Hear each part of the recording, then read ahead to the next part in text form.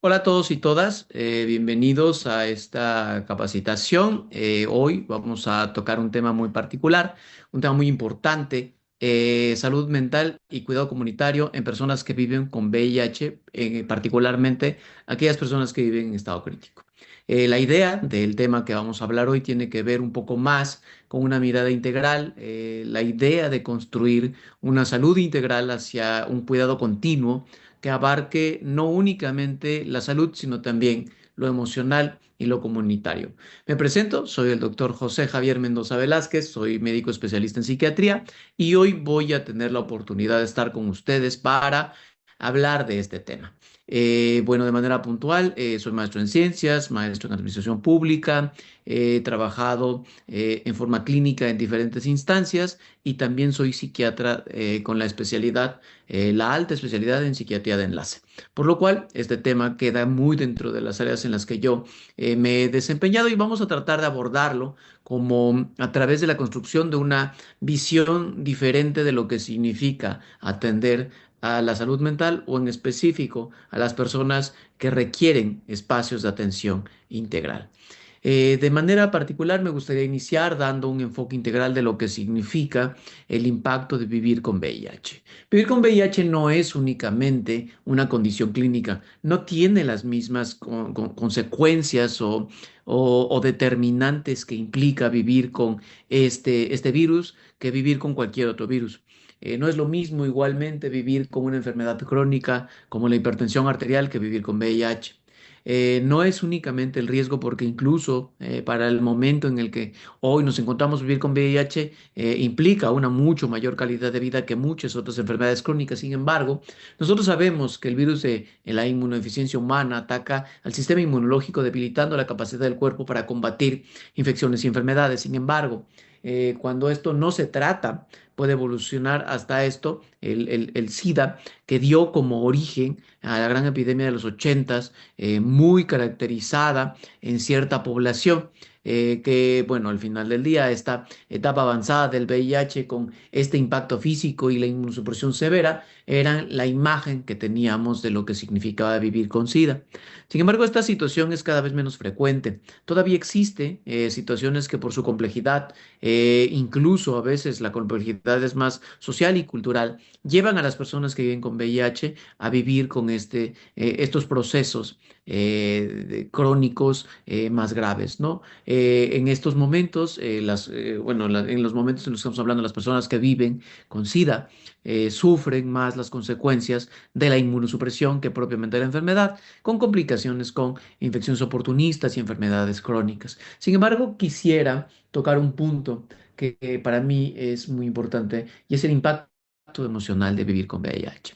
Muchas de las consecuencias que vienen posterior a saberse positivo, a saber tener el diagnóstico de seropositividad, implica una gran cantidad de situaciones que conllevan una serie de respuestas en el individuo, pero no es únicamente responsabilidad del individuo, sino del resto del contexto global, ¿no? O sea, si tú te desenvuelves en un espacio en donde la visibilidad de tus condiciones por ser parte de una minoría, por vivir con una enfermedad tan altamente estigmatizada, es bien aceptada y se brinda un apoyo. En consecuencia, el impacto emocional, aun a pesar de ser muy importante, va a tener consecuencias menos devastadoras. Sin embargo, esto va a cambiar en aquellas poblaciones donde además exista más desinformación, mayores estigmas o mayores consecuencias sociales. El impacto emocional en general de tener un diagnóstico vinculado a una situación potencialmente fatal, que actualmente no es tan frecuente la fatalidad. Aún así genera una gran cantidad de síntomas, síntomas importantes como el estrés, la ansiedad y la depresión. Sin embargo, esta situación no es un signo qua non.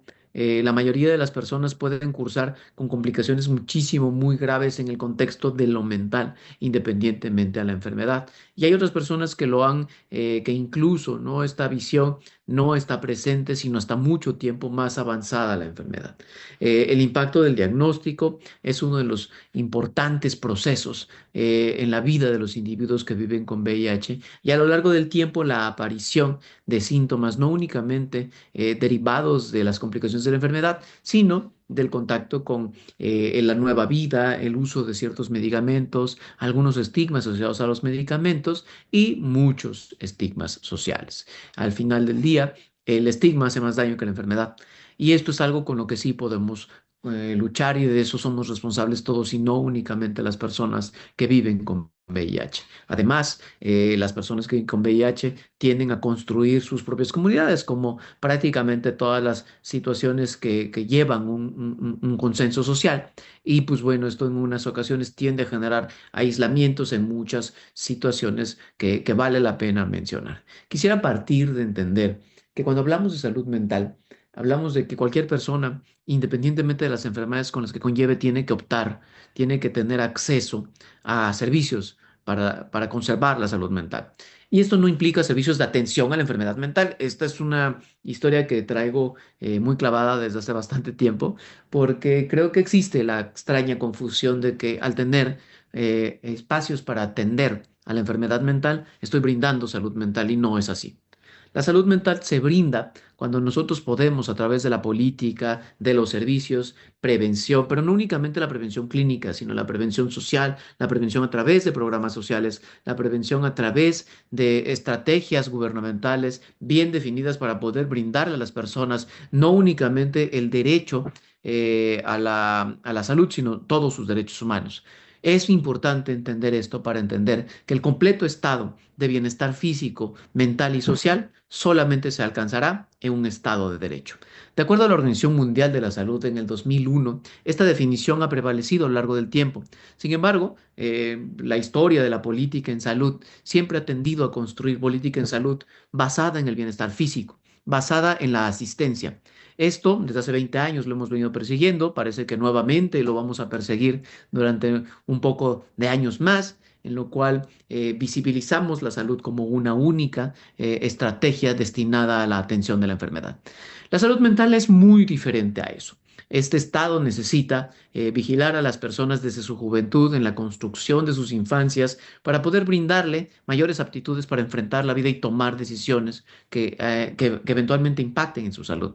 Es más importante construir sociedades que conozcan bien, no sé, su sexualidad o las prácticas que pudieran conllevar riesgo para construir una mejor decisión. Sin embargo, es importante también que estas aptitudes también, cuando nosotros ya tengamos alguna consecuencia en nuestra salud, como es el caso de la infección por VIH, nos den la oportunidad de enfrentar a esto como una decisión que lleve la disminución de los riesgos, ¿no? El cuidado, el acercarme a otras estrategias comunitarias que no necesariamente son médicas para poder afrontar las presiones normales de la vida, aún en las condiciones de vivir con una enfermedad frecuentemente estigmatizada y muy vinculada a la idea de la complicación letal. Las capacidades igualmente deben incluir la oportunidad de ser productivo y la capacidad de ser productivo para la comunidad. La salud mental no es evitar experimentar emociones y esto es importante. Las emociones son parte normal de vivir. La salud mental implica reconocer, validar, expresar lo que sentimos. A veces lo que sentimos ni siquiera lo tenemos claro nosotros y muchísimo menos lo podemos expresar. Y eso es algo con lo que tenemos que trabajar desde la educación. Tenemos que trabajar desde la construcción de una sociedad que visibilice sus propias emociones, les ponga nombre y sea capaz de identificarlas cuando le das un diagnóstico fatal o cuando le das un diagnóstico tan vinculado socialmente a lo fatal como es el VIH. Y que actualmente, insisto, no, esta es una situación por demás profundamente pues lejana a la realidad.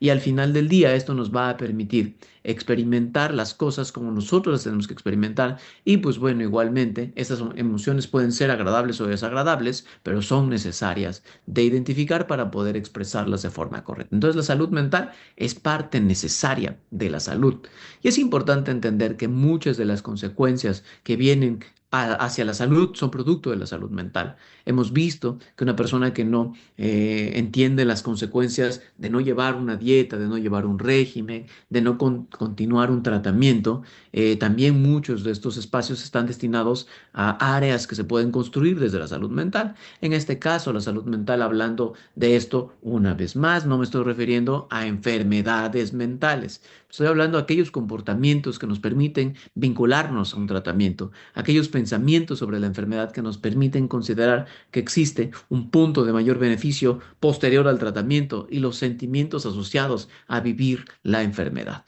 Todo esto no tiene que ver con enfermedad mental, insisto. Y es por eso que es importante entender que la construcción de la salud mental de las personas que viven con VIH no se da inherentemente en la atención al VIH o la atención a las potenciales causas de enfermedad mental. Estos factores que igualmente nosotros visibilizando más desde la salud mental lo que significa vivir con una enfermedad como el VIH, con un factor de riesgo importante, afecta a la salud mental. Porque bueno, es una enfermedad crónica, es una enfermedad infecciosa que a lo largo del tiempo va a tener diferentes manifestaciones y que en algún momento incluso se nos va a olvidar porque al estar asintomáticos ni nos acordamos, ¿no? Que vivimos con una enfermedad crónica o infecciosa crónica, ¿no? Sin embargo, también a través de todos estos procesos existen otros factores de riesgo que se van sumando en las mismas personas, por lo cual una estrategia integral favorece que una persona que vive con VIH, pero que además consume sustancias, bueno, tiene el doble de riesgos de presentar problemas de la salud mental, pero no solo eso, el doble de riesgos de presentar problemas de la salud, complicaciones que pueden llevar a la vivencia del estado crítico. Misma historia, una persona con mayor funcionamiento social, con menos factores genéticos asociados a la salud mental, con menos efectos adversos tanto de los tratamientos como del vivir con la enfermedad, porque también el estigma es un efecto adverso. Y es importante entender que para nosotros igualmente estamos considerando una población que tenga acceso a una alimentación saludable. Sin embargo, existen en nuestro país áreas en las cuales por demás no podemos asegurar que nosotros como personas, incluso personas que vivimos con una enfermedad, tengamos acceso a una alimentación saludable. No únicamente por el acceso al alimento, sino por la educación en la construcción de una alimentación saludable. Entonces, todo esto se suma para generar los riesgos con los que actualmente vivimos para poder presentar los problemas asociados a la salud mental. Vamos a enfocarnos en las personas que viven con VIH, pero en las personas que viven en estado crítico. Cuando esta situación o cuando la infección va avanzando, la infección no es una situación que se queda exclusivamente en el sistema inmune. Esto va afectando el material nucleico de diferentes espacios, las consecuencias de las diferentes infecciones, las consecuencias de los tratamientos a largo plazo, las consecuencias inherentes del virus en el sistema nervioso central, favorecen la aparición de situaciones relacionadas con la salud mental. No únicamente podrían existir situaciones deteriorantes físicas, con limitaciones a la autonomía, con limitaciones a la funcionalidad. Esto al final del día va incrementando la percepción de gravedad y la percepción de fatalidad.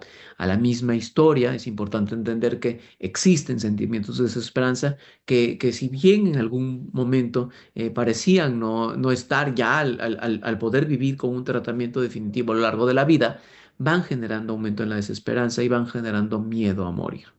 Igualmente existe en aquellas personas que viven con la enfermedad en el estado crítico un incremento en los riesgos asociados a la vulnerabilidad social, a la vulnerabilidad emocional. Es por esto que nosotros no podemos exclusivamente pensar que la atención infectológica va a ser una atención integral. No, la atención tiene que ser integral. Tiene que ser integral desde el principio a fin, acompañando al paciente a lo largo de la enfermedad y no únicamente a lo largo de la enfermedad, sino a lo largo de la vida. La vida va a seguir presentando modificaciones a largo plazo que van a generar estas complicaciones. Muchos de los pacientes que me ha tocado trabajar directamente, que llegan al estado crítico, han llegado porque por momentos no han sido constantes en sus tratamientos, han aparecido otras condiciones que han como condicionado la continuidad del tratamiento, como puede ser el consumo de sustancias psicoactivas, como puede ser el aislamiento, como pueden ser las situaciones secundarias a los procesos de violencia a ciertas minorías. Y ante estas circunstancias es importante entender que una vez que ya estamos establecidos en esto, necesitamos proponer nuevas estrategias que van más allá de la atención médica, pero que sí requieren atención médica intensiva y sobre todo un soporte emocional continuo. Este soporte tiene que ser, como les mencionaba, a lo largo de la vida, ajustado para cada una de las poblaciones, porque lamentablemente aquí sí no es como que una talla le sirve a todos. No vamos a tener un único protocolo, necesitamos una estrategia flexible. Flexible que se adapte a poblaciones que no hablen español, a poblaciones tanto de hombres como de mujeres, de personas heterosexuales, personas que tienen sexo con personas de su mismo sexo, personas que consumen sustancias psicoactivas, personas que vienen en tránsito en nuestro país. Para cada uno de todos estos espacios, nosotros tenemos que ofrecer una estrategia. Nuestra estrategia tiene que ser suficientemente flexible para poder alcanzar las necesidades de cada una de las personas que forman parte de nuestro sistema. Es importante entender que existe una amplia comorbilidad en las personas que viven con el estado crítico por VIH y la salud mental. No únicamente es la vivencia de la gravedad, la percepción de la desesperanza, la sensación de una enfermedad grave. Sin embargo, este impacto biológico también tiene un impacto en el sistema nervioso central. Y esto favorece la aparición de condiciones o de consecuencias psiquiátricas. Dentro de estas consecuencias psiquiátricas pueden aparecer efectos directos, ¿no? O sea, como el caso de una infección en el sistema nervioso central, las consecuencias derivadas de estos a lo largo del tiempo o de una infección oportunista dentro del sistema nervioso central debido al estado crítico. Existe también, como ocurría, para entenderlo un poquito más claro, como ocurría con el COVID.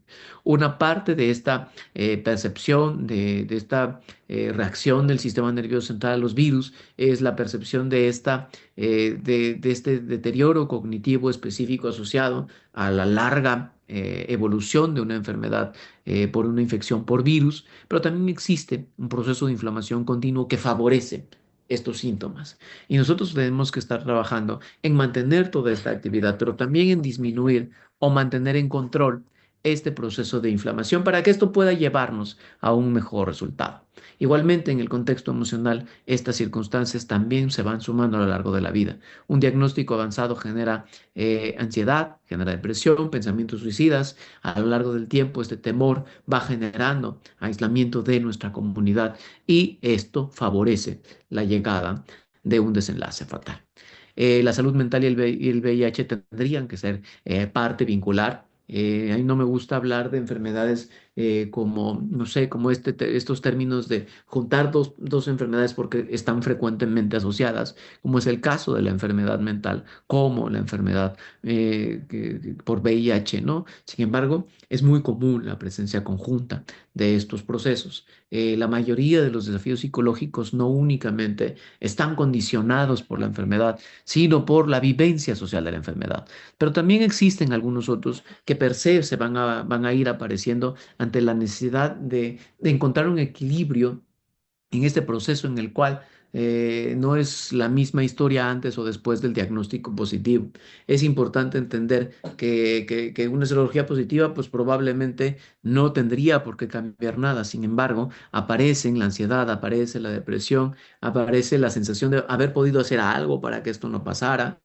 Aparece también una gran cantidad de estigmatización dentro del servicio de salud hasta la fecha. Creo que cada vez es menos, sin embargo, todavía existen todavía poblaciones que generan estigmatización, que no te permiten acceder a ciertos servicios porque vives con VIH. Y a la misma favorecen el aislamiento y favorecen los temores relacionados con la idea que frecuentemente vamos a vincular a la muerte. Y es importante ir hablando de estas problemáticas a lo largo de la evolución de la enfermedad. Hoy tenemos personas que han vivido con VIH 30 años y han vivido 30 años en una condición correcta, ¿no? O sea, bueno, un poco más de 30 años, porque si la epidemia empieza en tardía, en los 80, pues bueno, al final del día, muchas de las personas que empezaron a recibir tratamiento y que hoy continúan vivas, han vivido muchas de las evoluciones con relación a esto, ¿no? Y es importante entender cómo nosotros tenemos que ir construyendo cada uno de estos espacios. Sin embargo, de manera muy puntual, en el caso de los pacientes que han ido todavía avanzando más en la evolución de esta enfermedad, es importante entender que la depresión mayor puede ser una de las principales consecuencias. Las personas que viven con VIH muy frecuentemente, por todas estas circunstancias que han vivido a lo largo de todo el tiempo, pueden vivir con depresión. Esta vivencia de la depresión no necesariamente es exclusivamente secundaria al VIH, no es una depresión per se, ¿no? O sea, la vivencia de esta sensación inflamatoria a lo largo del tiempo simplemente es un riesgo para presentar depresión. Entonces, hasta el 50% de las personas que viven con VIH pueden presentar síntomas de depresión. Igualmente, existe una gran cantidad de situaciones asociadas a la ansiedad, no únicamente como trastorno, y es importante entender que tanto la depresión como la ansiedad muchas veces no van a codificar, llamémoslo así, para un trastorno. No necesariamente van a estar desvinculadas del VIH, porque el VIH sí es una situación importante en todo este proceso. Sin embargo, si nosotros no empezamos a trabajar desde el proceso de identificar los síntomas, va a ser más difícil cuando empecemos a trabajar directamente con el trastorno. También existen trastornos neurocognitivos asociados al VIH, esto que llamamos HANT, síntomas asociados al deterioro de la memoria, cambios en el patrón de la atención, cambios en las habilidades motoras. Y es importante entender que igualmente existen síntomas similares a la demencia en aquellos casos que han vivido estos estadios severos, ¿no? O sea, con las personas que han vivido con infección asociada dentro del sistema nervioso central presentan síntomas todavía de mayor gravedad en este proceso. Hay un punto muy importante, y esto es en gran parte, y lo digo, ¿no? Desde el hecho de los psiquiatras de enlace prácticamente es lo que más vemos, ¿no? La psicosis y los delirios asociados a diferentes enfermedades.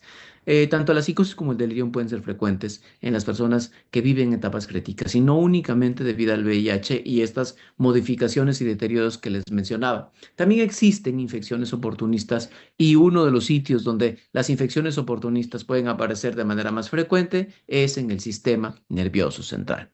Esto igualmente también puede favorecerse con el uso de diferentes medicamentos y estos medicamentos a lo largo del tiempo condicionar la aparición de más síntomas de estos, ¿no? Existen algunos factores que van a agravar la comorbilidad.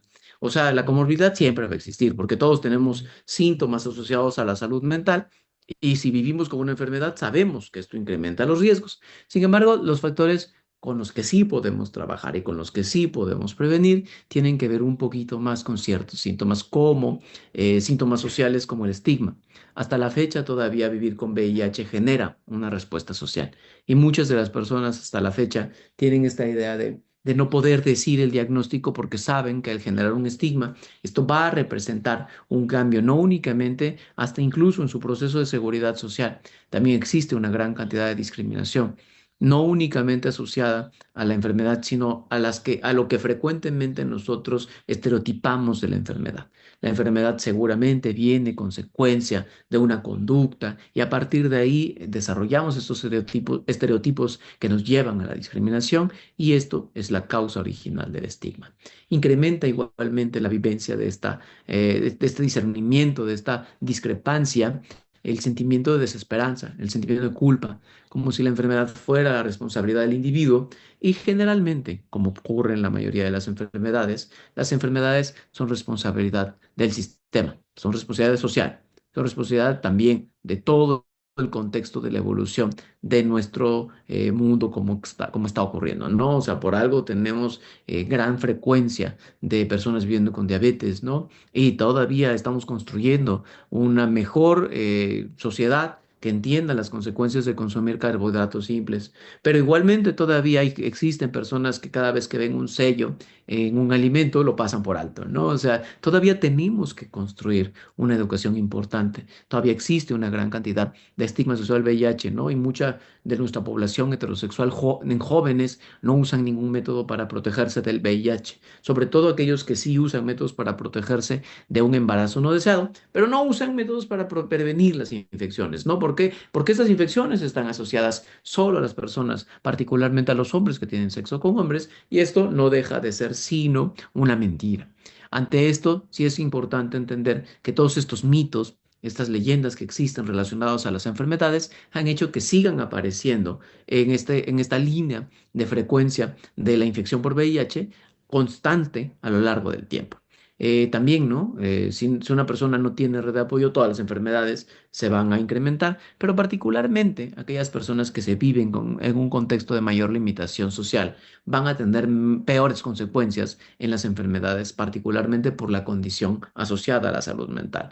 El aislamiento de las comunidades, el aislamiento de las familias, las personas que viven con una sensación de familiaridad bien cumplida tienden a tener mayor salud mental independientemente de las enfermedades con las que tengan que convivir. Igualmente existen escasos recursos comunitarios en ciertas zonas que hacen que de alguna manera favorezcan la aparición de estos procesos y la complicación por el aislamiento. Al no haber dentro de la comunidad oportunidades, estrategias o incluso a veces espacios que te puedan permitir el cuidado en una situación de gravedad más que los hospitales. Y a veces cuando ya no tienes motivo para estar en el hospital, pero vives en un estado crítico, no hay una instancia de cuidado continuo a donde puedas continuar tu proceso, ¿no? Igualmente, el impacto del tratamiento médico, ¿no? Los efectos secundarios de los antirretrovirales, el insomnio, la irritabilidad, la incompatibilidad con medicamentos psiquiátricos y antirretrovirales, o si no, incluso, ¿no? La competencia que existe en algunos de estas interacciones farmacológicas presentes entre unos de estos fármacos y los fármacos asociados al tratamiento de la salud mental. Es importante entender entonces que para trabajar no únicamente con la situación en las personas con enfermedad crítica, tenemos que trabajar en prevenir la llegada a la enfermedad crítica, pero también trabajar en la construcción de una sociedad que pueda permitirle a la persona con enfermedad crítica, que muchas veces no necesariamente requiere una hospitalización eh, per se, o sea, porque muchas de estas personas, pues bueno, tampoco pueden estar también en ambientes hospitalarios de manera sencilla. Es importante entender que, bueno, y para esto es necesario tener un abordaje integral. Un abordaje holístico permitiría combinar el tratamiento médico avanzado para el manejo del VIH con una mejor aproximación, una mayor aproximación psicológica y de los manejos emocionales. Y para esto no es únicamente necesario una supervisión por un único psiquiatra, no. Es necesario que haya un equipo de salud mental dispuesto a trabajar con estas condiciones. Redes de soporte comunitario para que una vez que salgas del hospital puedas continuar con este espacio en las condiciones en las que tú te desenvuelves normalmente. Esto nos daría como beneficio la mejora en la calidad de vida, incluso en las etapas críticas. Al percibir esta disminución de la ansiedad dentro de los hospitales, al percibir la mejoría dentro de la comunidad, esta percepción, esta sensación disminuye la ansiedad y por tal las consecuencias que la ansiedad conlleva no estarían presentes. Igualmente, el desarrollar procesos de una evaluación continua de la salud mental van a tener particularmente no repercusión con la salud en general y esto al final del día es una apuesta para disminuir el impacto que tiene el no cuidar nuestra salud mental en el desarrollo de problemas asociados a la salud en general. Y pues bueno, una cosa que a veces sí parece como dada por sentada, ¿no? La coordinación con los especialistas. A lo largo del tiempo y la mayoría de los procesos se tiende a ver o a visibilizar la salud como una entidad predominantemente biológica, ¿no? O sea, la construcción de la salud como algo biológico. En este proceso muchas veces la interacción con especialistas, no únicamente psiquiatras, sino con cualquier especialista de la salud mental, siempre está supeditada a la parte biológica. Y esto creo que es algo con lo que nosotros tendríamos que cambiar, ¿no? O sea, tan importante es la participación del infectólogo como es la participación del equipo de salud mental. Y en el equipo de salud mental no únicamente tiene que haber psiquiatras y psicólogos, puede ser enfermería, puede ser trabajo social. Todo el equipo, tanto de psiquiatría como de psicología, es importante. Sin embargo, la suma de cada uno de estos procesos de experiencia van a tener una mayor suma de beneficios. Y para esto igualmente es necesaria la implementación de programas comunitarios de apoyo emocional. A lo largo del tiempo, cada vez hemos visto que las personas que viven en comunidad tienen una mejor pues, resolución de sus problemas, incluso hasta la muerte en una condición relacionada al vivir dentro de una comunidad es un poco menos violenta. A través de esto es importante entender que para que nosotros de alguna manera podamos hacer cada uno de estos, nosotros tenemos que intervenir y tenemos que desarrollar estrategias para alcanzar la salud mental. Es importante entender que la mayoría de las personas van a tener sus propias estrategias para recuperar la salud mental. Sin embargo, nosotros tenemos que ofrecerle herramientas para que se optimicen esas estrategias y la persona pueda alcanzar más rápidamente la salud mental. Y para esto es importante entender que existen abordajes que van a ser abordajes psicológicos, de los cuales hemos encontrado muchísima mayor respuesta en las terapias cognitivas y conductuales, que pueden ser muy útiles tanto en la depresión como en la ansiedad. También en las técnicas para manejar el estrés, que pueden ser muy útiles en la prevención o en los síntomas tanto de ansiedad como de depresión. Pero también es importante entender que muy frecuentemente vamos a necesitar tratamiento psiquiátrico farmacológico. Y este tratamiento psiquiátrico farmacológico pues será dado precisamente, ¿no?, por el psiquiatra o por el médico que esté a cargo del caso, particularmente en los trastornos graves. Sin embargo, toda esta suma de herramientas es la que va a llevar al bienestar. Si por ahí se nos escapa alguna, no necesariamente significa que todo va a significar una caída en la evolución de la salud, aun a pesar de que no contemplemos la idea de una calidad de vida, ¿no? Entonces, y de manera particular, creo que uno de los puntos más importantes es que la calidad de vida no únicamente depende del pronóstico médico, sino de la percepción del paciente, de su propio estado y a veces de su propia salud. Y para eso es importante no únicamente preguntarle, sino asegurar que esté en las condiciones correctas para evaluar su condición actual. Y esto también es importante, el desarrollar grupos de apoyo emocional. A veces los grupos de apoyo emocional para personas que viven con ciertas condiciones, como por ejemplo personas dentro de las edades de adolescencia o personas que viven con consumos de sustancias psicoactivas, como por ejemplo las personas que consumen metanfetaminas. Esta suma de circunstancias implican que no todos pueden estar en el mismo grupo, ¿no? Entonces tenemos que ir desarrollando diferentes grupos que puedan permitir abordajes de diferentes situaciones que no necesariamente es la única situación que es, es la enfermedad.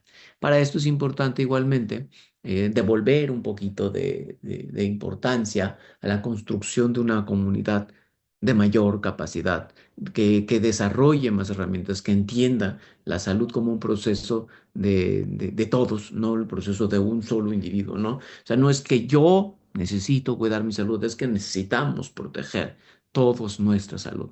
O sea, es que si yo no me cuido, es mi problema. Sí, pero si tú no te cuidas porque tú fumas y no te pones a pensar que probablemente yo viva con una condición de riesgo, entonces también es mi problema que tú fumes. Entonces, bajo esta importancia, es como tenemos que construir la comunidad como una red de apoyo. Porque muy frecuentemente la comunidad no se vive como una situación de apoyo. Las redes comunitarias, su impacto, tienden a mejorar el apoyo emocional. Las personas que viven dentro de una red de mucho soporte, las personas que viven en una red con una asistencia social correcta o que hemos logrado reducir el estigma, tienden a desarrollar pronósticos más favorables que aquellos que no viven con esto. Y esto, insisto, necesita el abordaje interdisciplinario. Creo que esto a lo largo del tiempo no es una opción. Ya está comprobado que el tratamiento interdisciplinario es necesario, pero pues, la historia es que no tenemos ni somos tantos especialistas como para atender la necesidad de salud de nuestro país. Sin embargo, bueno, tenemos que sumar no únicamente a los especialistas médicos, sino también a otros especialistas que puedan participar de cada uno de estos procesos, ¿no? Enfermería, trabajo social, psicología. Se deben ir sumando a cada uno de estos procesos, no únicamente desde el lado de la salud mental, también desde el lado de la salud, la construcción de mejores hábitos, la construcción de situaciones de de menor riesgo o incluso, ¿no?, la identificación de estos espacios dentro de la comunidad que permitan a las poblaciones de alta vulnerabilidad, como es el caso de las personas que viven en el estado crítico, cómo alcanzar una mejor respuesta. Igualmente, el desarrollo de estrategias globales para una atención integral. Las estrategias no pueden ir únicamente definidas desde salud, repito. Las estrategias tienen que venir construidas en diferentes espacios. Debe haber una educación correcta, debe haber un desarrollo de programas sociales correctos y también debe haber el abordaje médico correcto. Para que igualmente cuando nosotros nos enfrentemos a dar de alta a uno de estos pacientes, pues bueno, tampoco significa que un paciente en estado crítico tenga que vivir en el hospital. Un paciente en estado crítico frecuentemente será dado de alta y frecuentemente tendrá que volver al hospital, pero es importante que salga, que salga a su casa, que viva las condiciones que le han permitido desarrollar su vida y si es necesario que vuelva, volverá. ¿Ante qué nos enfrentamos con esta situación, no? O sea, existen una gran cantidad de desafíos dentro de todos estos procesos y repito, una persona que llega al estado crítico generalmente ha sido proclive a varios de estos procesos. Las personas que generalmente presentan, o sea, si nos quedamos en la pequeña, en la pequeña, en el pequeño espacio, en el área destinada al tratamiento exclusivamente de la psicosis asociada a una infección por VIH, probablemente resolvamos el problema de manera puntual, pero si no construimos una serie de estrategias que le permitan a la persona no volver a caer en la condición crítica con la que convivimos en este momento, esto va a ser un cuento de nunca acabar. La misma historia tiene que ocurrir para el desarrollo del apego al tratamiento para que las personas puedan regresar nuevamente a un estado que les permita estar fuera de los hospitales, ¿no? Misma historia igualmente entender en la construcción de una sociedad libre de discriminación